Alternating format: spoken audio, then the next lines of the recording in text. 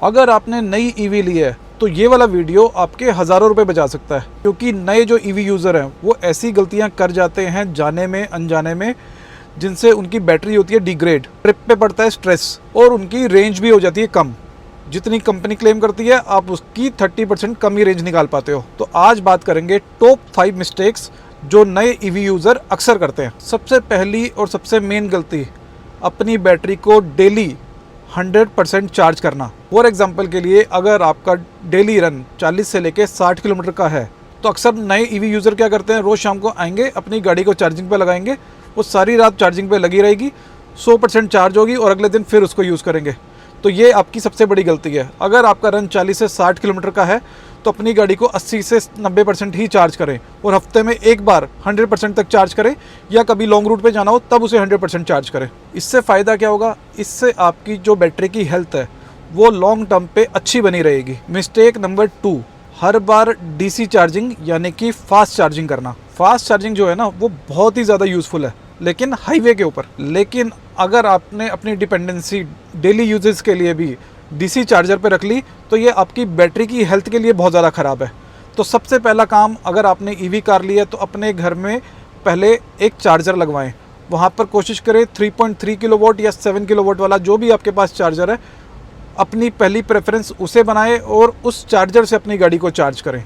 इसका फ़ायदा ये है, स्लो चार्जिंग भी आपकी बैटरी की हेल्थ के लिए ज़्यादा बेहतर है। तीसरा है रेंज को लेके पैनिक करना। नए जो ईवी यूज़र होते हैं उनकी गाड़ी अगर 50% से भी नीचे चली जाए तो वो पैनिक करने लग जाते हैं। लेकिन आपको ईवी चलाने के बाद धीरे धीरे अपनी गाड़ी की रियल वर्ल्ड रेंज पता चल जाएगी।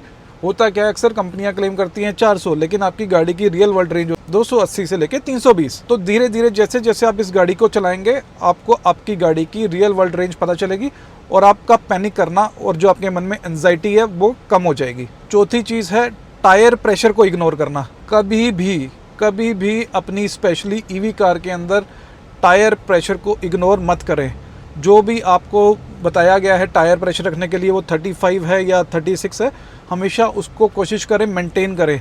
अगर आपका टायर प्रेशर कम है तो आपकी रेंज भी काफ़ी कम हो जाएगी। तो सबसे पहले सुबह उठें, अगर आपकी गाड़ी में TPMS मीटर है तो अपनी गाड़ी का टायर प्रेशर ज़रूर चेक करें। तो ज़्यादातर ईवी कारों के अंदर आपको टायर इन्फ्लेटर साथ में दिया जाता है, तो आपको पेट्रोल पंप पे जाने की ज़रूरत भी नहीं है, तो आप अपने घर पे ही टायर में हवा भी भर सकते हैं। इसका फ़ायदा ये होगा, आपको रेंज बेटर मिलेगी। मिस्टेक नंबर 5, चार्जिंग प्लानिंग ना करना, मतलब बिना प्लानिंग के निकल जाना, स्पेशली हाईवे ट्रिप्स के अंदर।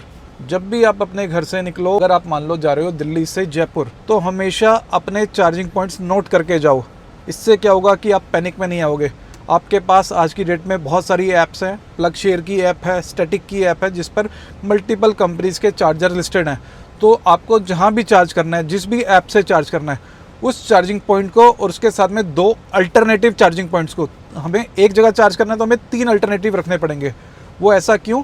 क्योंकि हो सकता है वो चार्जिंग पॉइंट आपके जाने तक ख़राब हो जाए, वहाँ पावर ना आ रही हो, वहाँ पर पहले से 2 गाड़ियाँ लगी हो, तो हमेशा हमें अल्टरनेट भी लेकर चलने हैं। ऐसे तो इंडिया में थोड़ा सा चार्जिंग नेटवर्क इम्प्रूव हो गया, लेकिन फिर भी पहले से ही स्मार्ट प्लानिंग करना ज़्यादा बेहतर है। अगर आप ऑलरेडी ईवी कार चला रहे हो तो कमेंट में बताओ कि सबसे यूज़फुल टिप आपके लिए इनमें से कौन सी रही। और अगर आप नई ईवी लेना चाह रहे हो तो इस चैनल को फटाफट सब्सक्राइब कर लो, क्योंकि यहाँ आपको रियल ईवी ओनरशिप एक्सपीरियंस मिलेगा, और वो भी बिना किसी फेक हाइप के।